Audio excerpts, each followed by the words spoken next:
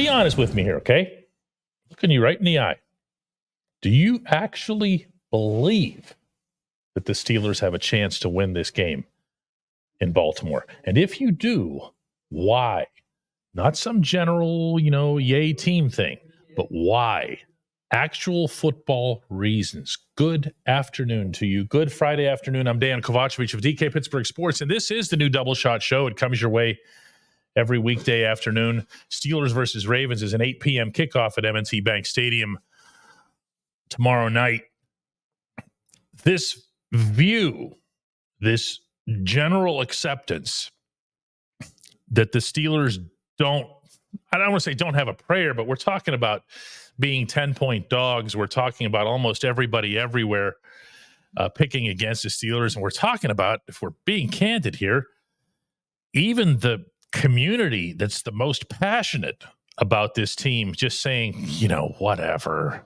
Can't believe they're even playing. And then you even got some who say, you know what, I hope they lose because I hope it puts Mike Tomlin closer to getting canned. And that's all I really want out of this season. I just want to see Tomlin gone. You have all of that.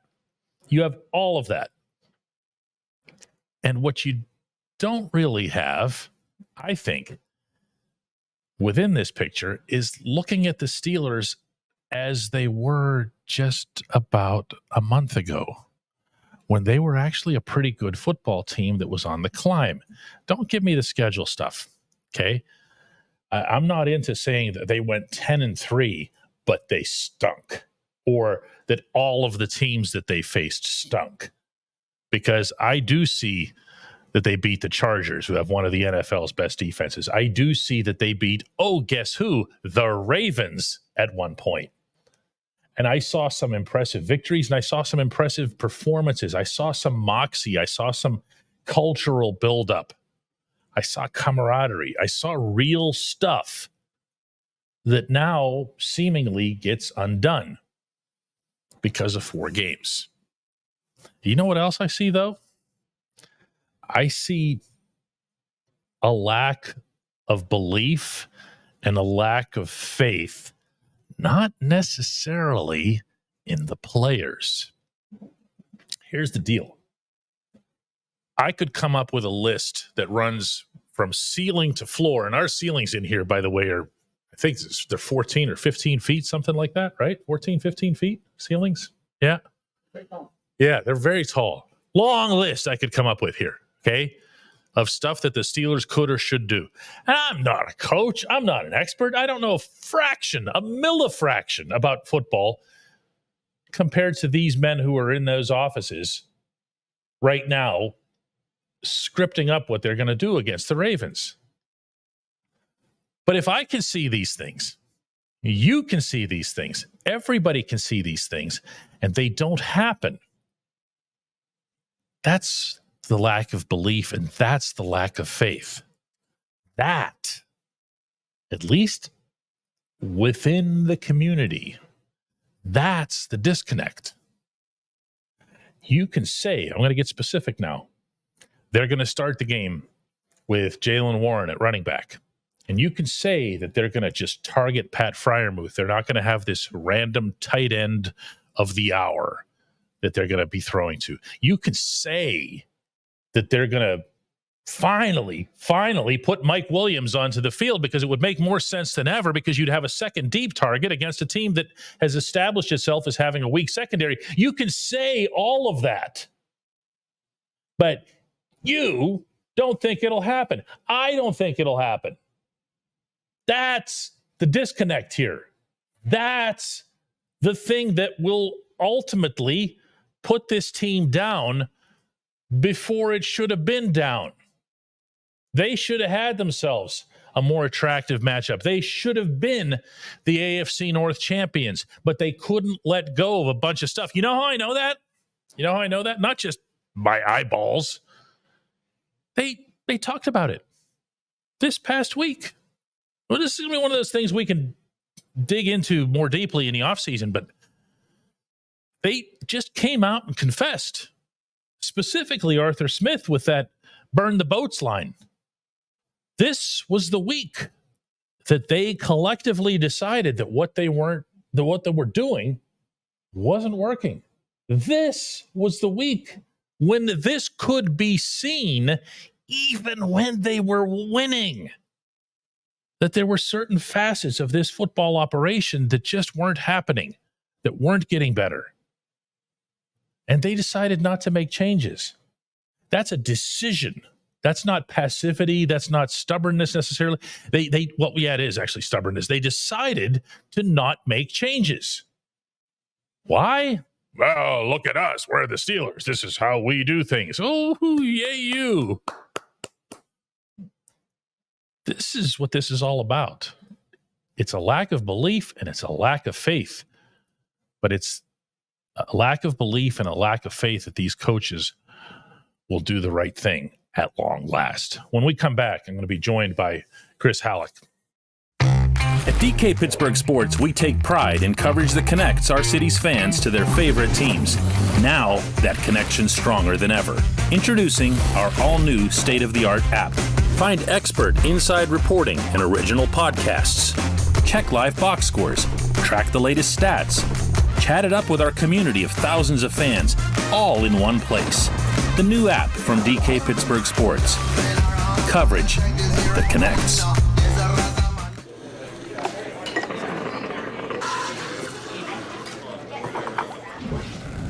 Joined now, as promised, by Chris Halleck. And Chris, here we go again, right? We're going right back in the car, me, you, and Greg McAfee from our staff back down to Baltimore. Did you miss it? That's what I want to know. Oh, so much. I really, really miss the time that we get to be elbow to elbow and being able to type on each other's computer. What a computer. press box. Oh, God. This is how they make veal. They first have the calves go into the Ravens press box and try to write while their elbows are touching.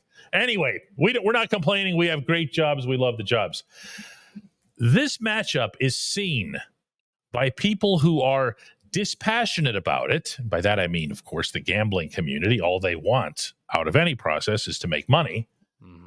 This is seen as a blowout. When you have a 10-point spread, and that's what it is right now, that means that they're having a hard time getting action on anything closer, even though over the course of many, many years, the Steelers and Ravens have proven to be an airtight matchup. In fact, if you were to bet anything on Steelers versus Ravens, it's that the game will be decided by 3 points or less. So what's going on here?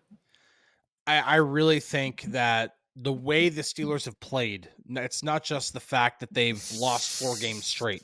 It's the fact that during those 3 games in 11 days, they got outscored 90-40.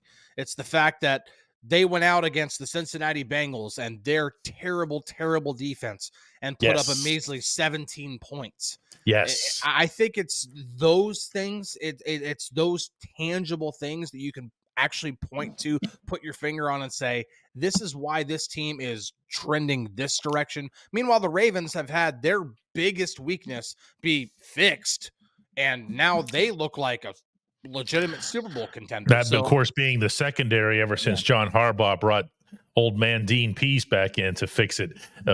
Pease, 75 years old and in retirement, and Harbaugh calls him up and says, "Hey, buddy, I hate to do this to you." But he came back and he got the job done. I don't think it's a great secondary, but I think it's been plenty good enough for everything else that the Ravens are capable of doing. I have a hard time with this, though. I really do. I don't think you wipe away all the trends. And by the way, you also don't wipe away the trend where the Steelers won 10 of their first 13 games, because that team still exists. You know, that team is still capable. I'm not making any predictions here, but they're capable of being resurrected, aren't they? You still have a defense that can generate takeaways. You have. I'm picturing a scenario in which, let's say, first or second drive for the Ravens, that Nick Herbig just gets back there and whacks the ball out, and Peyton Wilson scoop and score, and all of a sudden everybody's having a different conversation. The Steelers are capable of that. That doesn't have to be fluky. In fact, it would be kind of the norm for this defense. All they do is pop the ball loose. So give me a takeaway or two. Have the offense just use their best players instead of your standard, let's see if we can get Michael Pruitt involved approach. Well, I'm glad you brought up the whole Nick Herbig, Peyton Wilson scoop and score type thing, because I honestly think that, remember, this is a Steelers defense, regardless of the way that these two teams played the last time against each other, that typically does pretty well against Lamar Jackson. If anything, There's also that trend. Yes. yeah. And if, like, I just think, and this is a hypothetical, and I don't like going to hypotheticals, but I think that last game, if they get that sack fumble recovered, the one that Alex Highsmith had, if somebody from in black and gold pounces on that, it's a different ball game, because And they sweep the Ravens for the season. right. And Yeah. if that happens in this game, let's just say first third down of the game, there's a sack fumble, and this time it is recovered. Well, this is also a Lamar Jackson who has not played well in the playoffs. This is a Lamar Jackson who typically does not play at his Lamar Jackson level at the bare minimum against the Steelers. Right. That's strike two. What if that's his undoing? What if that alone is enough to get the momentum swinging? Yeah, that's what happens. Lamar talked about it himself, to his credit, I thought, with Maryland area reporters this week, and he said, he looks at his history in the playoffs. He's 2-4.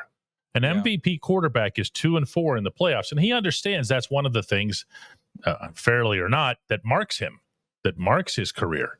It's not just that he hasn't, it's about winning the big one or whatever else here. It's that he has not succeeded at all in the playoffs. And first bad thing that happens, it's not just him that's thinking about it. It might also be his teammates. It might also be the 70,000 people in that purple place, where they start going, oh, geez, here we go, everybody. It's playoff Lamar. How is that not a trend? How is that not weighed by anybody?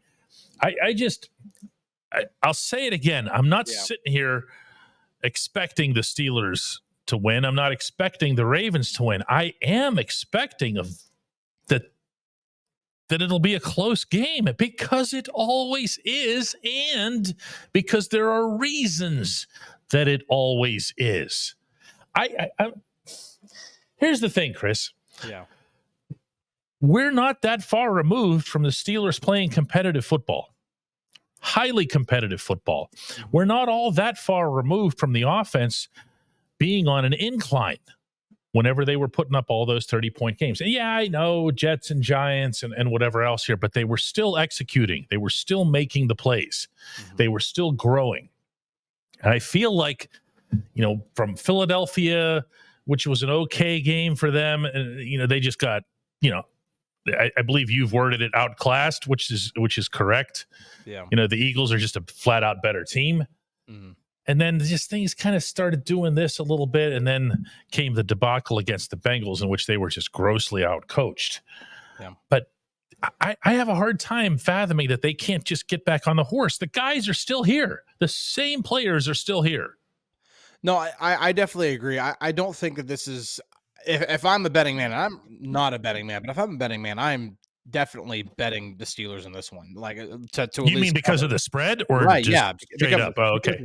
Because of the spread. I'm definitely taking the Steelers plus 10 at this point, just because you're right. If you look at the majority of these football games, they're typically close. Then if you take into account the fact that Lamar Jackson has not been a great playoff quarterback, and the fact that, oh, by the way, of all the teams that he's faced in the NFL, the Steelers are the team that he does the worst against. There are just too many kind of I don't know how neutralizing. It's just it feels to me like they're just neutralizing factors. I guarantee you, again, this isn't a show about gambling or whatever, but I guarantee you we're going to see that line close up before kickoff. I mean, I think you can take that to the bank. But for the Steelers, with Zay Flowers not playing too, like, to me, that's a big impact. I think that is going to have an impact. But I think you're also right. When you suggested that the trend itself, the Steelers' negative trend, was real, and it was real based mostly on the offense, if we're being honest about it. Yeah. Yeah, for sure. I mean, like, the way the offense is played, I mean, Russell Wilson, his first 7 games, 103.9 passer rating. Last 4 games, passer rating in the low 80s. Like, it's just that's just the quarterback. We're not talking about the offensive line. We're not talking about the play calling. We're not talking about the fact that George Pickens was not part of it. And even since he's come back, we've kind of yet to see George Pickens be what he was. The best before. George, yeah. Yeah. Mm-hmm. And so I am a little hesitant to just go ahead and just say that this offense is going to get it figured out, because I have no reason to believe it right now, because we've seen the last 4 games.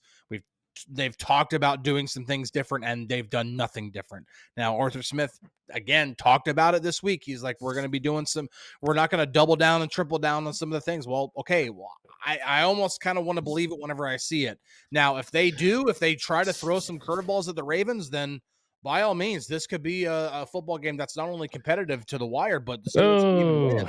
Okay, yeah. So right there, we just crossed over the red line, which is presuming that they're going to change stuff. That's not in their DNA. They can talk about it all week long. They're not changing a thing. When we come back, J1Q.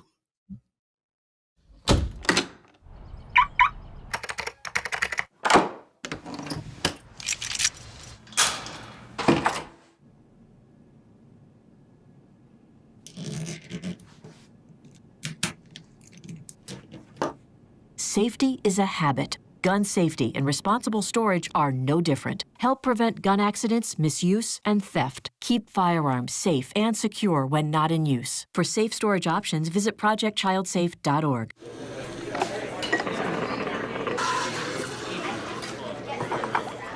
It's Friday, and yet again, the PEF is here to hijack our J1Q. DK, the PEF is back.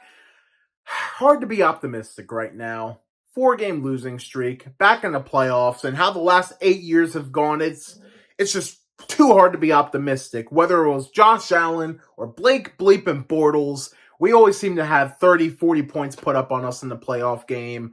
And I'm tired of these slow Decembers. Like, it seems like we're just out of gas. Is Tomlin overworking this team? What's the reason for us constantly just limping across the finish line? Oh, Mr. Peff, I think you were onto it just by bringing up Tomlin. I don't know that he's overworking anybody. I think that's one of those, why are they tackling each other in training camp kind of arguments? You know, are they staying on the field too long in Latrobe arguments? I think it's the teams figure out rather routinely what it is that the Steelers are doing. Something gets exposed, and then what gets exposed doesn't get addressed. Here I go again. But it's about change. It's about adjustments. It's about counterpunching. And the Steelers don't have any of that in their football DNA under this head coach. They just don't. They just don't. So the only ways in which they will succeed is if they have players and schemes and whatever else here that can will themselves consistently into being part of their, ready for the word, personality. That was the one that I was harping on earlier this week when Tomlin brought up that they needed to run the ball because it's their personality. We have to be true to our personality. No, you don't. You just need to win the game. You just need to put up more points than the other guys do. But if you're living within your fears, to continue the fun phraseology here, then you're thinking to yourself, well, do we have a counterpunch? What is it? What's our alternative here? What's plan B? Do they have a plan B? This is offense, defense, the whole deal. Okay? This is everything. I'm not just picking on, Russell Wilson, running backs, wide receivers, tight ends. I'm not picking on one side of the ball because I don't see these things happening anywhere. So what instead occurs is that Tomlin specifically, because he's in charge of it, will hunker down. He'll say, let's just get better at this, or let's just get back to the way we were against the two New Jersey teams or whatever. Okay, let's just make it all go away, and we're gonna be fine. Okay, just play better. Look, here's my mean face. Go ahead and play better. And it doesn't work. It doesn't work in December. And it doesn't work for sure in January. He'll get them riled up. He'll do the mean face. They'll do the mean faces right back. But they're going to go out there and try the same blessed things. Now, look, never have I wanted to be more wrong in anything that I've spoken on this program. If only for entertainment purposes, I would love to see Arthur Smith go out there and have you go, whoa, what is all that? That's not anything we've seen from them before. Or even just trying to stick with your best players, trying to fit the players that are best for your scheme into the schemes that you need to win that game that day. So if all of your film, after you've burned the boats, shows you that Jalen is a better fit for the wide zone blocking scheme, if your film has shown you that your guys are better at the wide zone blocking scheme than they are simply trampling people, if your film has shown you that you have some wide receivers who can't catch the football or can't get yards after the catch, whereas others can, if your film has shown you that Pat Freiermuth is a better tight end at catching the football than the other tight ends, I mean, what are you doing? What are you doing? Counterpunch. Do something different if you're capable. And that's the part that's hard to have sink in right now. I appreciate you guys. I appreciate everybody being here every weekday. And we'll see what kind of show we have Monday, right?